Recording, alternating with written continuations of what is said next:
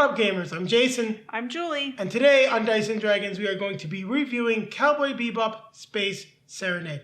Now, this is published by Japanime Games in conjunction with Don't Panic Games. The game is designed by Johan, Benvenuto, and Florian Sirieix. Now, hopefully I pronounced those properly. If I did not get your names right and you happen to watch the video, feel free to correct me down in the comments below. We'd like to get it right here on Dice & Dragons. Now, with that being said, Julie is going to tell you more about the game itself. So it is a competitive deck building game with a little bit of semi-cooperative. Yeah, there are definitely some semi-co-op elements. Probably will shine through at a higher player count where you might be like, hey, that guy's winning. We don't want him to win. We got to team up to gain some more points. But you still see it in a two-player game. So we have only played the game at the two-player count. So as Jason alluded, it can be played 1 to 4 players in 30 to 60 minutes. Although I'd say I think it could maybe go a little bit longer than that. Anyways, it's intended for ages 14 and above. Yeah, I would say that if it goes longer, you're probably playing with about 4 players. We've definitely gotten some games in around that 30 to 45 minute mark quite easily with 2 players. Now, just to tell you a little bit about Cowboy Bebop, if you do understand the deck building or have played Marvel Legendary, it's really that style of deck building. You start off with a core deck. Now, what's very different in this game is your core deck is related to your character. Your character will have some special abilities, but you can also use the abilities of other characters in the game, such as those that are not even in it. NPCs can be used, so it's a really cool thing. We'll talk about that more in our review.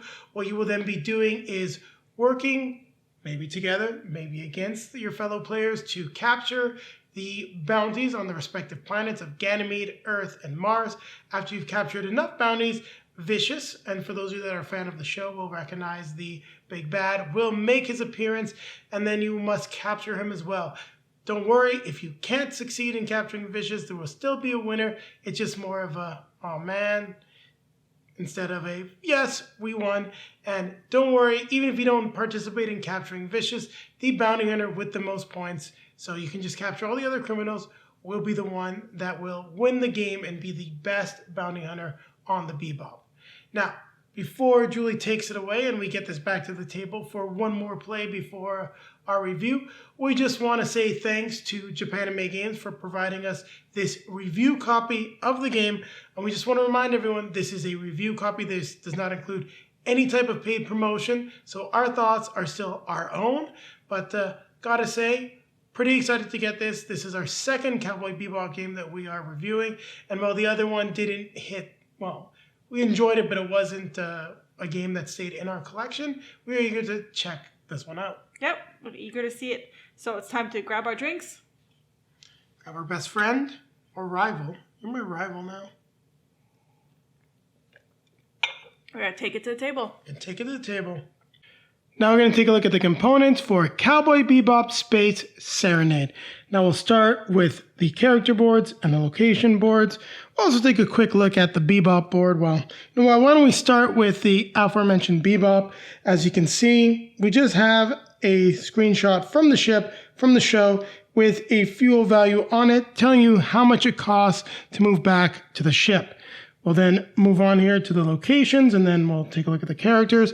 So, of course, we have Earth. And I do love the fact that the boards are dual layered. Fuel costs to move to Earth. So, as you can see, it will change. We do have some cubes to track that. Same cubes that will track your fuel level on your character boards. Now, we also have Mars. And then the other place is Ganymede. And these are the 3 locations that you'll be moving to in the solar system. Now we have 4 different characters that we can play. So you've got Spike Spiegel. Here is where we will track our fuel, the cubes once again.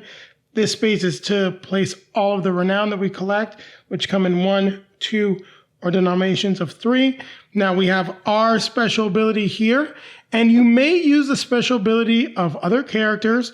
So here we've got Jet Blacks, Faye Valentine's, and then Radical Edwards. You'll notice that they all cost fuel in order to be used. So one interesting thing about this, and that's all I'm going to mention before we continue on with the components, is you will always have the 4 characters in play, whether or not you are playing with a full complement.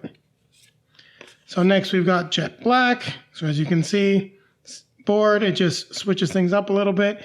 And his special ability, and you'll notice that each character has access to only the first special ability of the others. Their last one, that secondary one, is exclusive to them. So here we've got Radical Edward. And then, of course, Faye Valentine.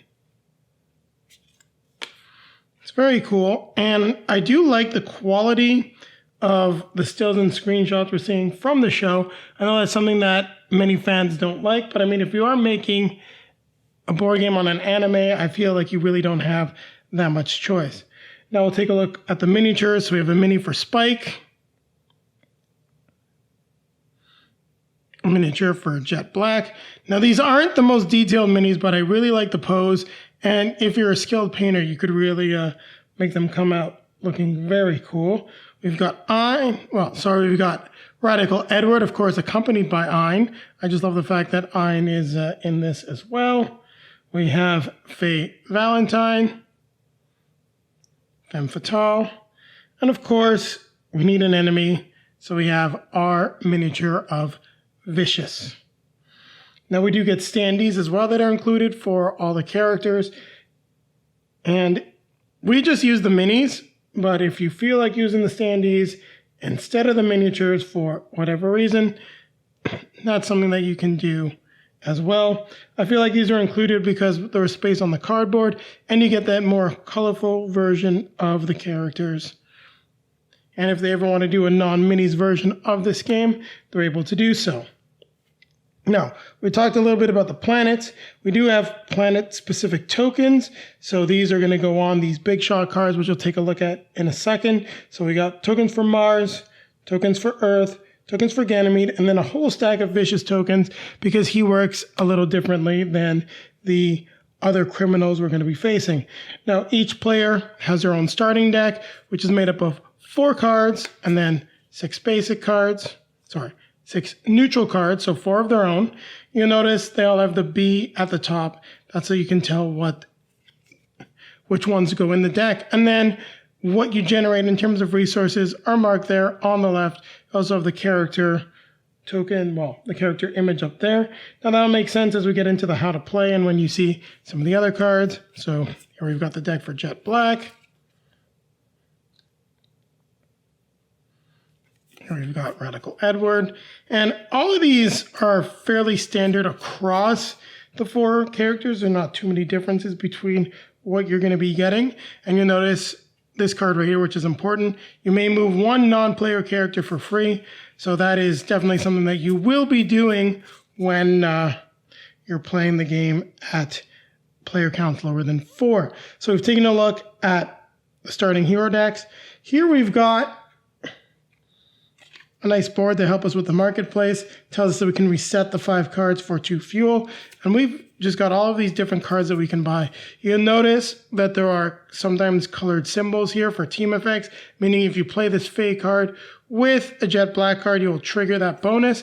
And much like Marvel Legendary, you can acquire any one of these, doesn't matter what character you're playing, and you're going to be able to use them in your deck, and you're going to want to build towards these really cool combos and use the abilities in order to capture the most criminals and gain the most renown. Now here we've got, once again, just a little board. I do like that feature, but we've got all of the different wounds here. So some of them may take effect immediately. Others will tell you if they go on your discard pile, or maybe even at the top of your deck. Now we do get a nice little stand here for the big shot cards, and it's really cool. I just like that little bit of a 3D element. So here we've got different criminals. As you can see, renown value for capturing them. These are where you're going to place the tokens, what you need to spend in terms of resources. So basically 1 fight, 2 investigation in order to remove the tokens. Once one of these stacks is at 0, you will capture the criminal. So as you can see, sometimes when you capture them, you also gain renown. You may have an effect here that resets everything in the marketplace. So time things accordingly. And of course, Vicious has his own special card, which isn't associated to any planet.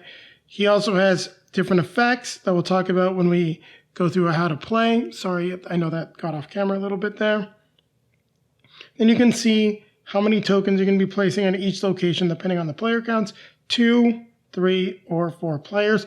There are also solo rules, so if you do feel like playing the game solo, check out that solo variant. So there you have it. We've taken a look at all of the components for Cowboy Bebop Space Serenade. Now I'm going to come back at you with how to set up the game. Now before I get to the setup, you'll notice I've already started reorganizing everything. I did neglect to showcase the rulebook, which is something that I normally do first thing. Nice bit of flavor from the show with the Big Shot, Guide for Bounty Hunters, some stills from the show. We get a nice quick explanation of the turn sequence on the back. Nice overview, uses the art that you're going to be seeing in the actual game, which makes things fairly easy. You can see a very simple, straightforward setup. I like how clean and neat it is. Everything that you need to set up for multiple player counts. Little images as to what you'd need for Spike's starting deck. So everything in this rulebook is really put together well, straightforward, and easy to find and use while you're playing the game. So sorry that I forgot that, and for real this time, we're going to be coming back at you with our setup, and then it will be followed by the how to play. Now I'm going to teach you how to set up Cowboy Bebop Space Serenade. So we'll go over all of the easy stuff first. As you notice, I set up the planets as they recommend in the rulebook. It's just a great way to get that Big Shot card, that's what's going to be placed in these locations, very visible. You set the required amount of fuel to travel there at 1 for each location. You also take the location counters, and you're going to place those near the 3 planets. The Bebop will go in the center of the board. You're going to take your characters. For this game, I'm going to be doing a 2-player setup. So I've got Spike Spiegel and Faye Valentine. I then have my stack of Renown right over here. Next, we've got our market deck cards set up here. And you could lay them out 5 in a row. I just have it set up like this based on the space that I have. I've got my Big Shot cards here, and that's all of them. We're going to go through how you actually set up the criminal encounters on the planet. And then the wound deck is right there. Make sure your fuel is set to 1, and that each player has their starting deck of 10 cards for their character, and then 6 regular cards. Now, one thing just to mention with these, you may pay to remove them from your hand. So there is already a cull mechanic for those 1 Wulon cards in the game that you can use right off the bat. So I'm just going to shuffle up Spike's deck. I'm going to do the same with Faye. Now, if you're wondering where their discard is going to be, well, their discard is going to end up being off camera. That's just the space that I have to work with. I actually think I'm going to slide Faye's character card down just a little bit more and try to give myself a nice common play area, or at least a little bit more space to try to lay down the cards. Now, you will be placing the miniatures for all characters on the Bebop. One of your starting cards lets you move non-player characters, so keep that in mind.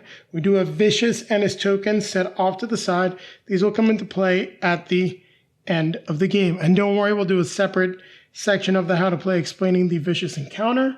Now let's go with the main part of setup. So the first thing we need to do is we need to take these 0 cost cards for each planet.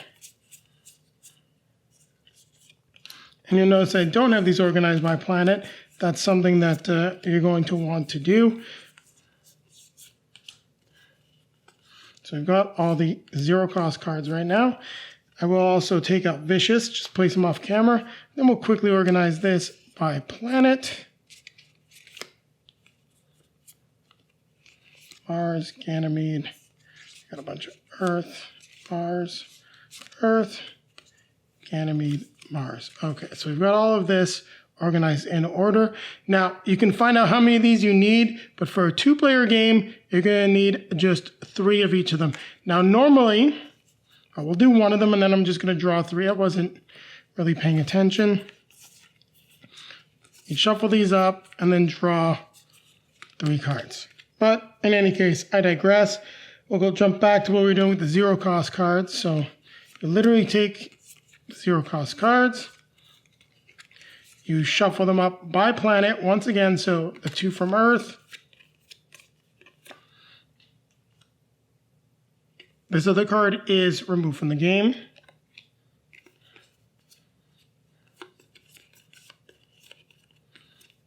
We've got our guy from Mars.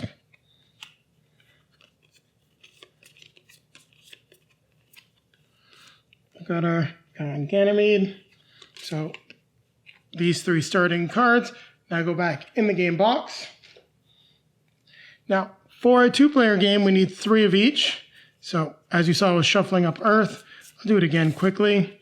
We'll deal the first 3 cards out. Put this back. I've got Ganymede. I'm just going to grab 3. It's completely up to you how you want to do it. I mean, I'm not really looking. I just want to get the game set up. Now, all of these excess cards here go back into the game box. We now take these cards and shuffle them together, and we will be adding Vicious to the last 3 cards in this deck. So after mixing it up, take the last 3. I'm going to take Vicious.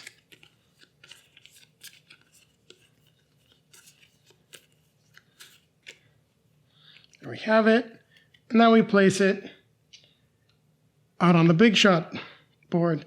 There you have it. The game is all set up. We're ready to start teaching you how to play. So how do you play Cowboy Bebop Space Serenade? Well, the first player, in this case I'm going to go with Faye Valentine, draws 4 cards. And we've got a fairly straightforward start. We actually don't have any fuel, any attack. So all we can do is buy cards from the marketplace. The second player actually gets to draw 5 cards. So we do have a little bit more options with Spike. Now, for the moment, I'm just going to place his hand face up here. And let's take a look at what we're going to do with Faye. Well, I can't spend a fuel, which meets the requirements of any one of the locations to move off the Bebop and go there. If I had 2 fuel, I could spend 2 fuel to gain an extra Wulon. I could also spend X amount of fuel to buy a card from the marketplace, which is their secondary ability. Now I cannot combine Wulons and fuel to do so. So basically, I don't have really much of a choice. I could move 1 non-player character with me. So take a look at that. And then the one thing I did neglect before we go too far here, and it's not that big of a deal, you'll see the amount of counters. I did mention the components. They need to go on each of the big shot cards. So 2 Earth here, 2 here. We have 3 and 2. So let's see what I want to do. Now, if I did have 1 investigation, I could potentially use Ed's ability for 3 fuel to get an extra investigation. It's really not much I can do. So I'm literally going to spend all 4 of these, and I'm going to buy a card. Or I could try to buy 2 cards. If I had 1 more fuel, I could actually buy 2 cards. I'd have 5 Wulon. I could get 2 and 3. But I'm going to spend 4 Wulons. I'm going to take this card because I like it. It generates 2 Wulons and draws 1 card. You notice it is a Spike card. It doesn't affect anything. I can still acquire it even though I'm Faye. Then we immediately reveal a new card in its place. And not going to spend any fuel. This is my discard pile. Now the first player will draw up to 5 cards. So there we go. So there's our hand, which I'm just going to place face up here. So we'll go over to Spike now. And for the how to play, I'm really going to play until we capture a criminal. And then I'm going to skip ahead and show you how to handle setting up a Vicious and an encounter with Vicious. So we're generating 2 Wulon with this. I have 3 Wulon and 1 investigation. And I generate 3 fuel and 1 fight.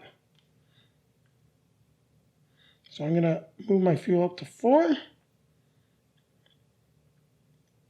And I got the 1 fight. Now, before I go anywhere, I'm going to spend 3 fuel to trigger Ed's ability. Generate an investigation as I'm in the same location as him. I will then spend my last fuel to move to Earth, bringing me down to 0. I have 2 investigation, meaning I can acquire one of the Teddy Bomber's Earth tokens.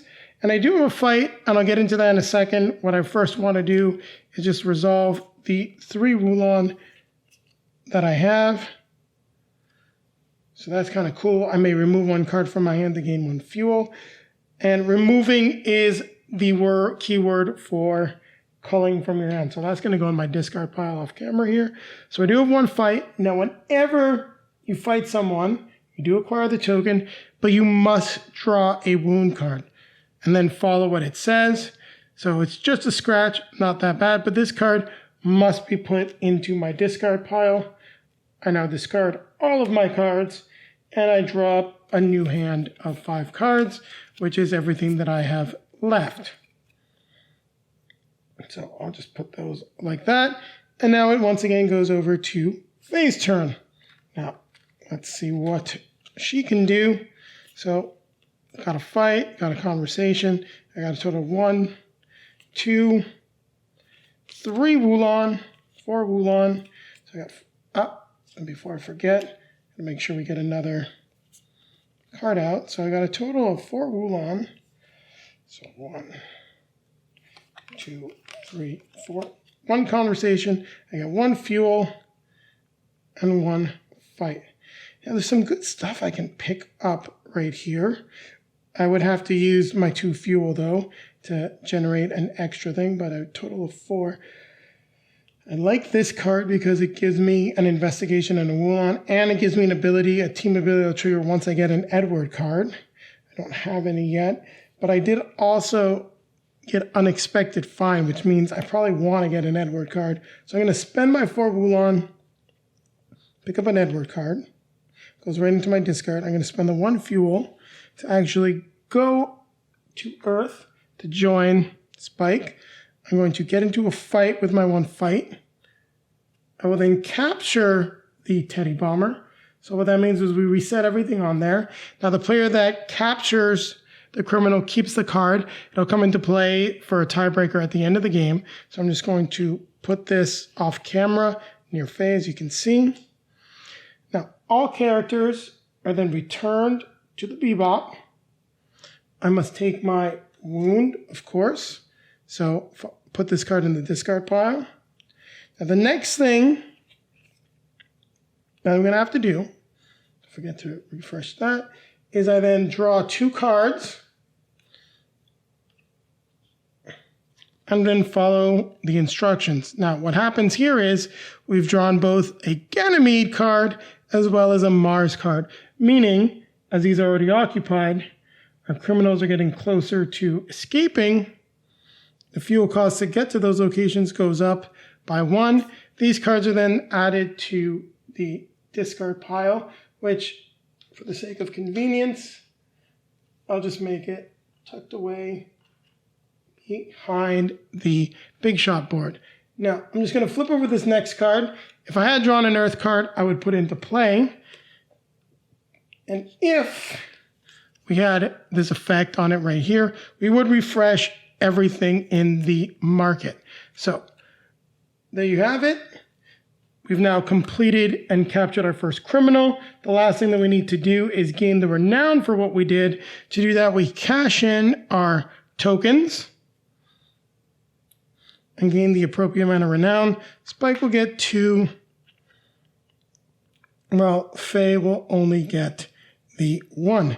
Now, if, for example, I drew 2 more Ganymede cards, we got to this rocket ship here with the 4th one. Now, this criminal would escape. Any of the tokens that were acquired would then be lost. And once a criminal is completed or escapes, you do reset the fuel counter back down to 1. So in this case, this is our current situation. Expensive to get to both locations. So we'll have to keep acquiring cards and slowly get over there. But play is going to continue right now. Things are fairly even. Spike's got 2 renown, Faye's got 1. But Faye also has the extra card, which will come into play during a tiebreaker. If there is a tie, the player that has captured the most criminals will win. So what I'm going to do right now is we're going to take a quick cut. I will probably pull just some fun cards, throw them into the deck, but we're going to get to how you're going to set up the game once Vicious makes his appearance. So keep it right here. We'll be back in a flash. Now let's take a look at what's going to happen when Vicious makes his appearance in the game, as well as give us an opportunity to take a look at the team abilities that can be triggered. So typically when Vicious will show up, you're going to have maybe 1 criminal left. You probably have captured maybe 1 or 2 criminals each. It could even be 3. You have a nice big discard pile of criminals.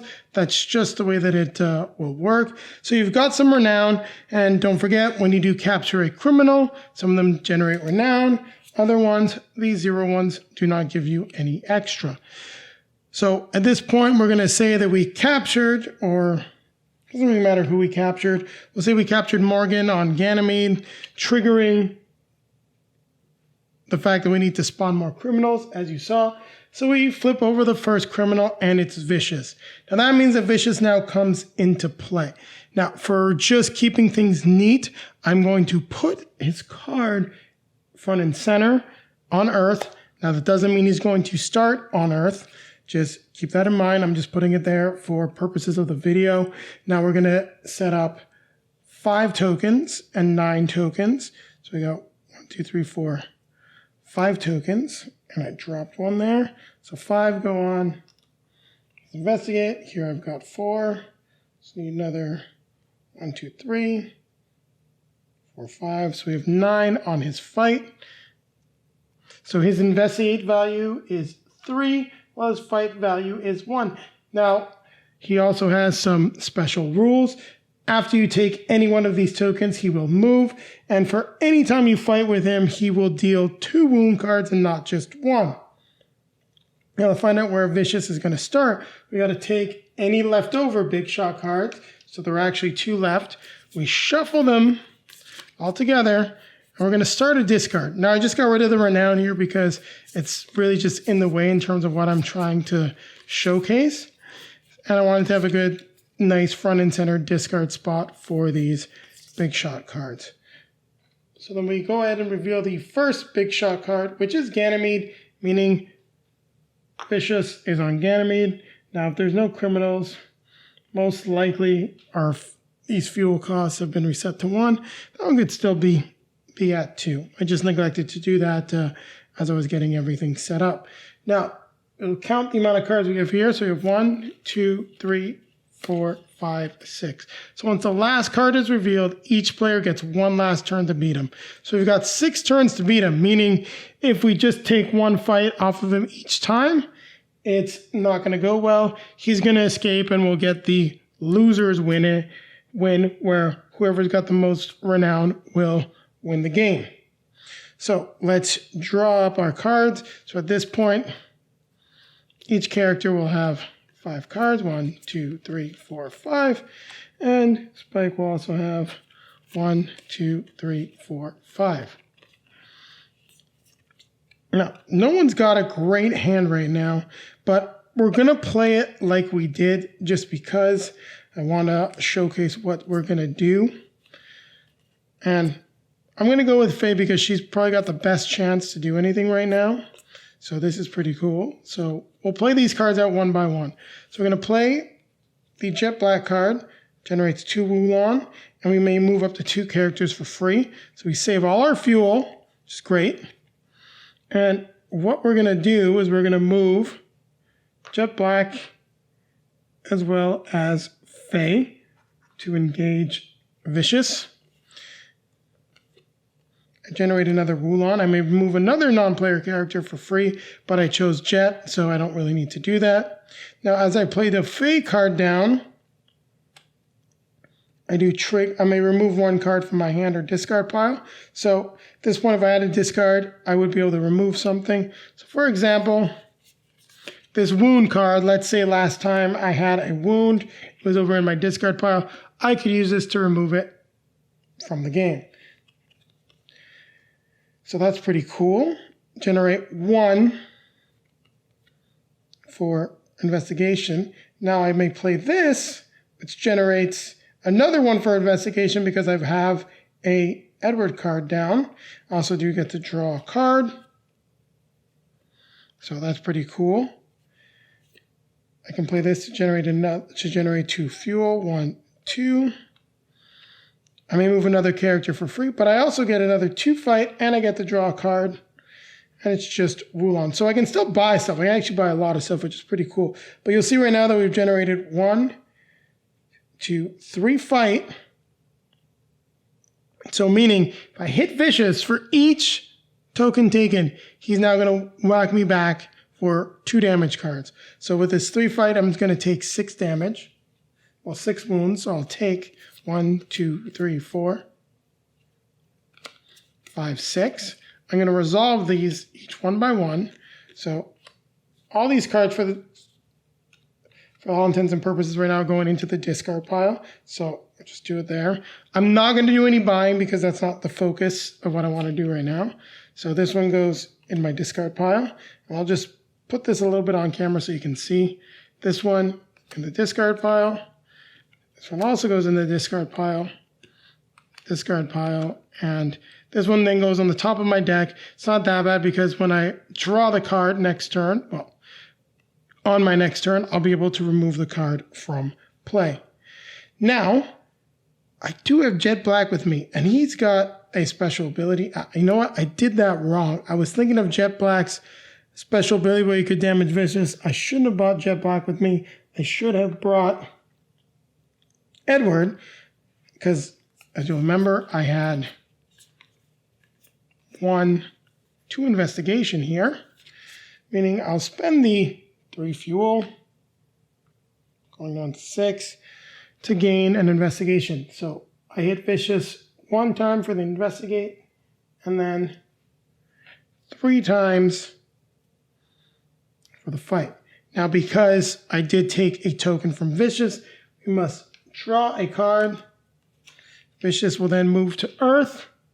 He's now located on Earth. And we don't do anything with regards to the fuel. He just moves around the solar system as we engage him. So that's how it's going to work until one of these is depleted. Once that is done, you will then total up all of your renown, and the bounty hunter with the most renown is the winner of the game. Now I'll just take a quick look at Spike, and drew a pretty crappy hand right here, to be honest with you. So it's not really, well, I'll play it out just for posterity's sake. So 1 Wulon, I can straight up just remove this card. So I'll remove it. Now you'll see some of a little bit of take that elements. So I do gain 2 fuel. And then it says each other player must discard a card. I did not redraw up on Faye, so there's 5. So I can just discard the wound, but it doesn't get removed from the deck. Unlike the other wounds that were taken care of, this one just ends up going into my discard pile.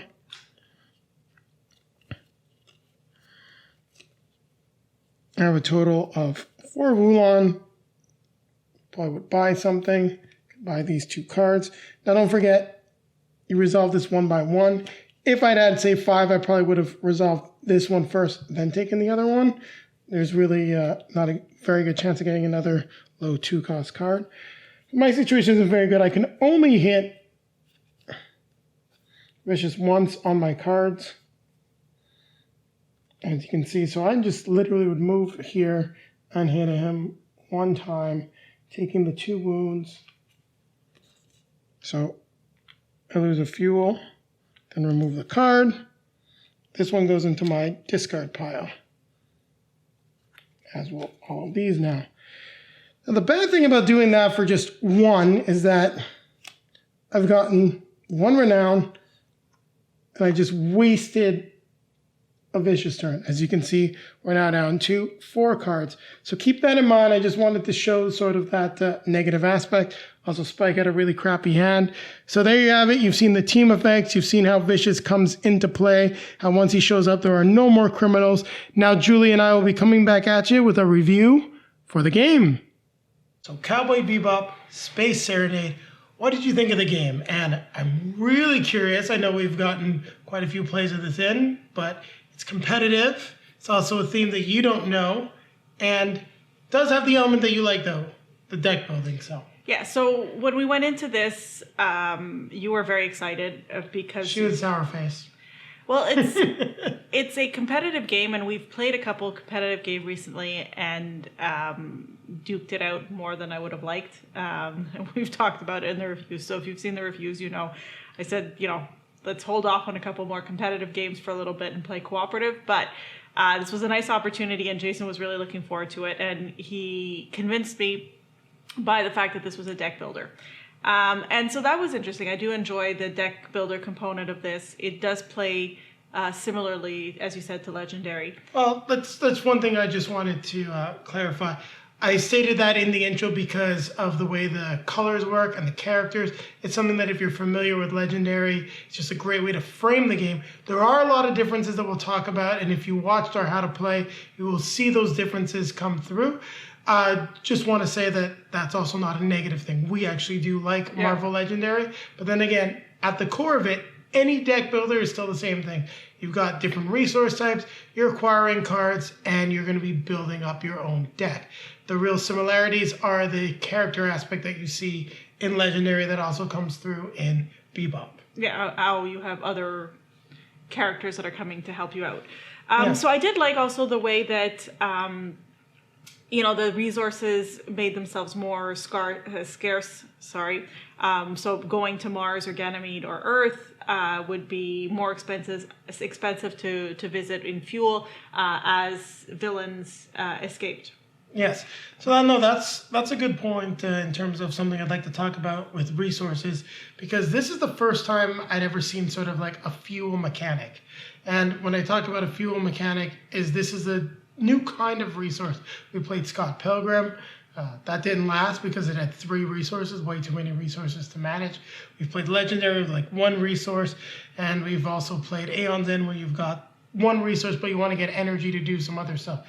Now this game actually has 2 resources, but fuel is fairly easy to obtain, but it's critical for a lot of different things. You need to use your fuel for your special ability, as well as moving around the solar system, which I really like. And I would argue there's maybe 2 resources, but there's also having to manage the amount of fight that you have, because that's also not necessarily a resource, you could say, but it's a skill that you will have on your cards or not. No, you could definitely call the fight as well as the investigation other resources, because that's what you're doing. So yeah, I would say so. I'll correct myself and say there are 2 sort of purchasing resources, or you can say 1 purchasing resource, 1 special ability. And they're resources, and the others are skills, let's say. Yeah, but it doesn't really matter. Typically, some hardcore deck builder fans will just say they're all resources, and so in any case, you have 1 for purchasing, 1 for skills and abilities, and then the other 2 to work on capturing villains. And that brings a good point up. Fighting and investigating are very different, but let's continue just talking about fuel, because I like how it works to trigger special abilities, how it'll let you trigger other players' special abilities if they're in the same location as you, as well as moving around the different planets. And you really do have to be strategic, as Julie was mentioning, because as the game goes on, the longer it takes for you to arrive at a planet, the more difficult it can be as villains get, bounties. Not everyone was a bad person that had a bounty out on them in Cowboy Bebop. They'll get closer and closer to escaping. Yeah. So I mean, there's different strategies for how you can play this game. So it's interesting, and I enjoyed. I played with 3 of the 4 characters. As did I. And they all had their own advantages, and maybe some had more disadvantages, or maybe not my style. I really enjoyed playing with Faye, but even with Faye, I played with her twice. I found that depending on the cards I was getting. And that's what it happens with a deck builder, right? I was getting lots of resources, but not getting fight. So I was having a lot of trouble getting fight or investigation. So I had a great deck in the sense of I had lots of good cards to keep buying, purchasing, or keep traveling to the different locations, but I didn't have fight. And one of the things that you cannot buy in this is fight. So you can't fight or you can't claim the bounties if you don't have fight. Well, you can, but it's more difficult. You can go the fight route exclusively or investigate, but I would say from our experience, you really want to balance between the two because that's how you're going to get the most renown. But what I mean is there's no skill that you can pay with fuel to get fight. You can pay to get investigation, but you can't pay to get fight. Well, you can if you're Jet Black, but it's his second tier ability, so it's only available to him, and it is quite expensive. Yeah, so for another player, it's not. Exactly. So I mean, for me, I thought it was interesting, and it was a fun way to play. We kept the in-your-face mechanics a little bit downplayed. We tried not to mess with each other too much. And I think that's actually something that you do want to do when you're playing a two-player game, just because there is that element of you want to beat the other player, but you don't want to get that sort of loser win unless you're in a pretty bad spot when you'd be like, well, the only way I might win is if Vicious actually gets away, which was the case one time when she was just completely ahead of me, like way too far ahead of me, so I had to find other strategies to catch up, and that wasn't necessarily as fun for Julie. But I also think that in that two-player back-and-forth element, the take-that doesn't work as well as it will in a 3 to 4 player game where you want to have that take-that because at certain points in the game, especially, for example, with the kidnapping card with Ed, you can get people to discard like just tons of great stuff that they actually need and really make it more challenging on them, which is something that even though you had the card and I had the card in two-player game, it really wasn't all that bad. Yeah. But 3 to 4 player game, you could get people to discard like all their fight cards or some of their strongest cards fairly easily, especially as you get later on into the game. So that being said, yes, the disadvantage is a disadvantage of a deck builder that, depending on the cards that you're pulling, you could have a little bit more difficulty like I had the last game. But another thing that I liked about this is it was fairly well balanced. Every time we played, whoever won never won by a landslide. It was always fairly close. No, the only time that I got I would say significant, and even then it's like probably 4 points instead of like the usual 1 or 2, was when I was able to capture fully an extra criminal that Julie was not able to because she was focusing on Vicious, and at that point I was probably like 8 points behind, and that was my only option to get back in the game. And it actually worked out well in my favor. I think we've talked a lot about the deck building. We've provided examples. So if you are familiar with a game like Marvel Legendary, the deck building is not going to be anything new to you. I think the last things we really want to talk about, and there are some similar elements in other deck builders, but the way that sort of works here is different, we'll clarify the fight a little bit, but we'll talk mainly about the team skills, and then just how like having a miniature and moving around the solar system affects the gameplay and what that sort of adds to the game. Now, we do have our own characters with our own special abilities. I don't think that's worth talking about in too much detail. They're all different. They're all very thematic. And there are some, as Julie said, that feel like they play a little bit better. I like Spike's ability a lot. I did not use Jet Black's ability probably enough when I played as him. And I think we were both always using Faye and Edward's abilities, their first ability, even when they weren't in the game, when they were a secondary character as an NPC. And that's another thing we'll talk about when we get to the moving around the board element. So let's talk a little bit about fight as well as investigate. So what I did like about the game, and it's very thematic to Bebop, Julie's actually seen an episode or two now since we played the game, not fully, but she was busy taking care of our new edition. But when you fight someone, you take damage. And I thought I wasn't going to like it, but the way the damage cards are set up and how easy they are to get rid of, and by acquiring certain cards, you can get rid of those cards as well. I really liked it. It's thematic. You never see the crew of the Bebop successfully capture a bounty on the first try, and it really just fit in with the game. What did you think about that? Yeah, I agree. I mean, and I was going to mention it's interesting that you always take damage. I find that, and I guess it is thematic that when you're going against Vicious and you're going against a big bad, that you take more damage from him than you do from a regular bounty. But that can really slow you down too.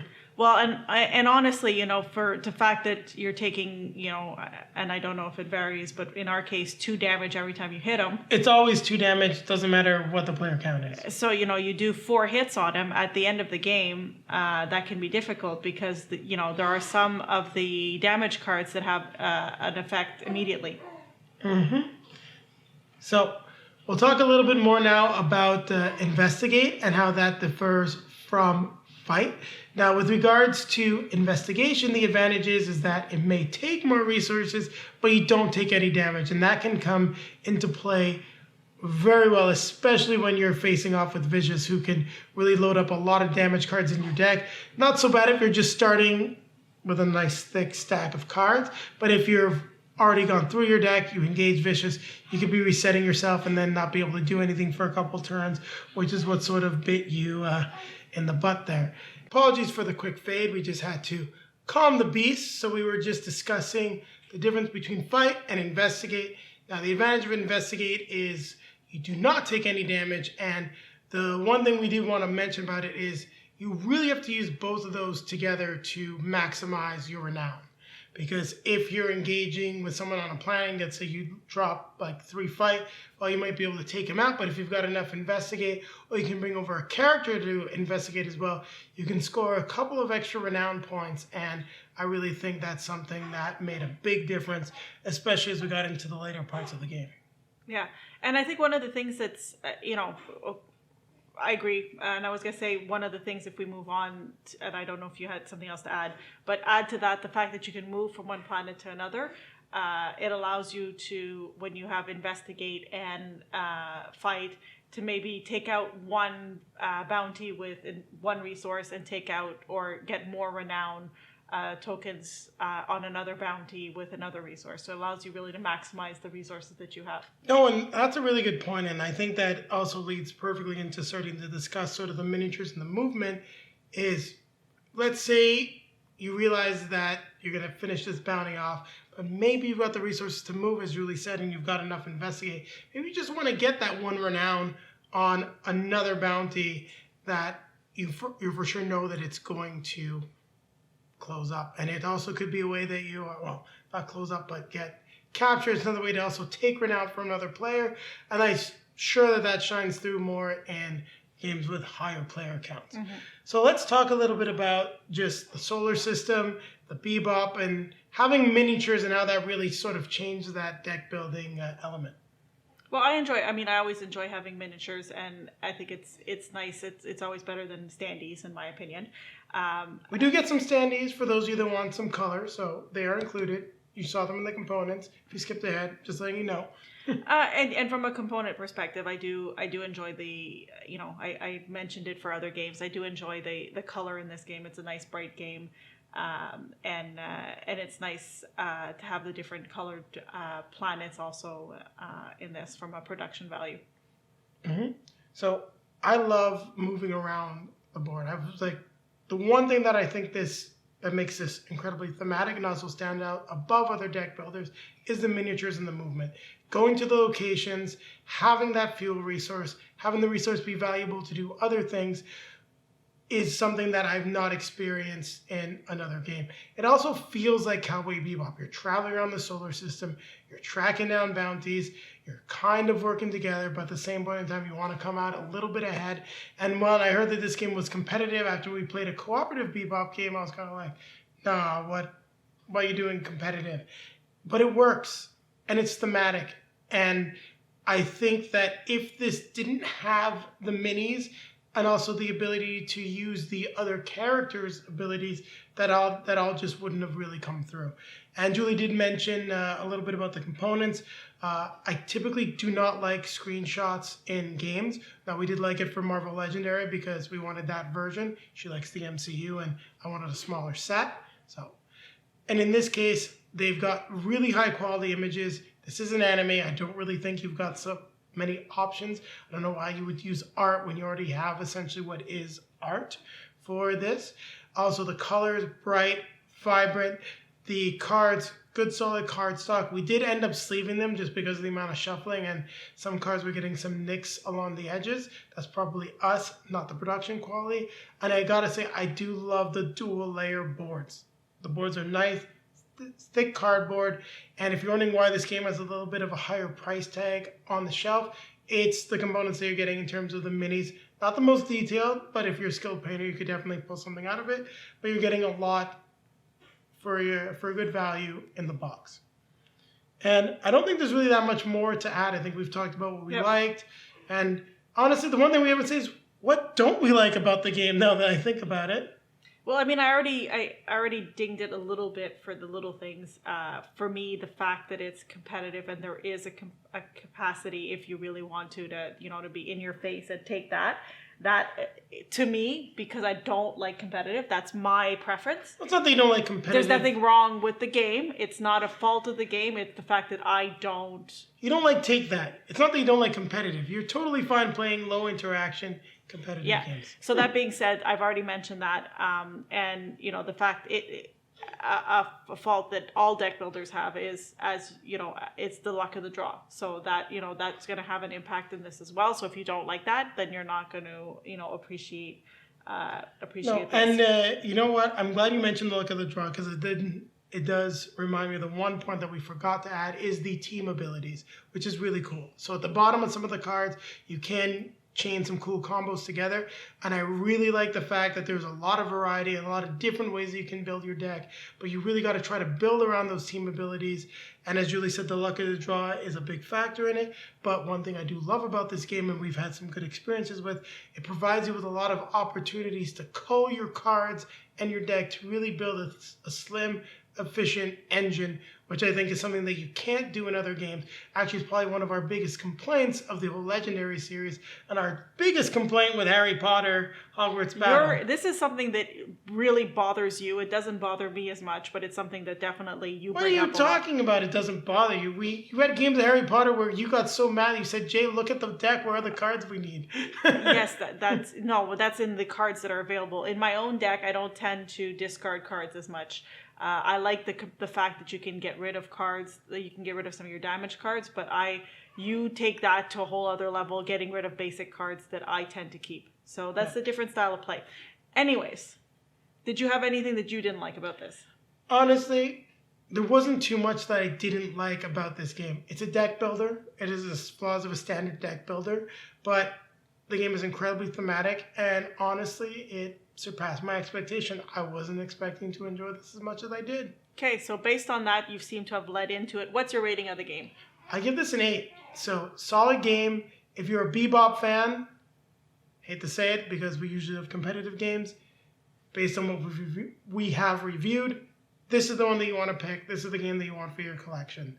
And I really do enjoy the other one at a base level, but it just doesn't play as well as this. It's not nearly as entertaining. So for me, it's a 7.5. That's a great score for me, especially considering that this is a competitive game.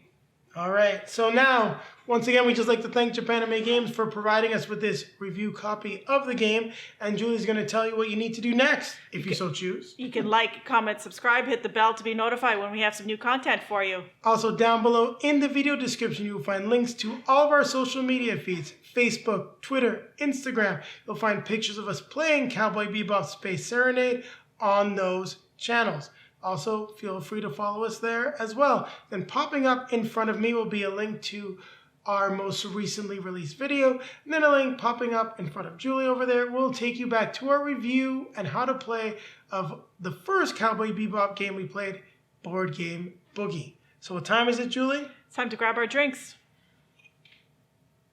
Grab our best friend / rival.